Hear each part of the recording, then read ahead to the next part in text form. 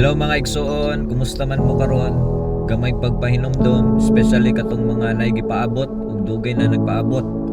Ayaw ka balaka kung murag dugay kayo ang tubag sa imong pagampo. Ang panahon sa paghulat dili ka nakapildihan.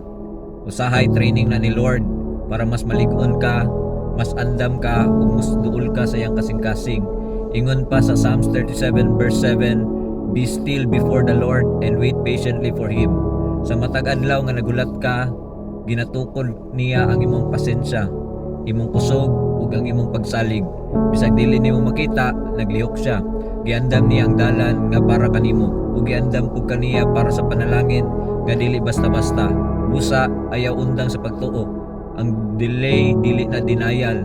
Nay purpose ang tanan ug gusto ang oras. Ipakita gyud ni Lord nganong worth it ang imong pagulat. Padayon lang kay duol na ang breakthrough ug padayon ug pagsalig sa atong buhi na Ginoo. Dalaygon ang atong buhi na Dios.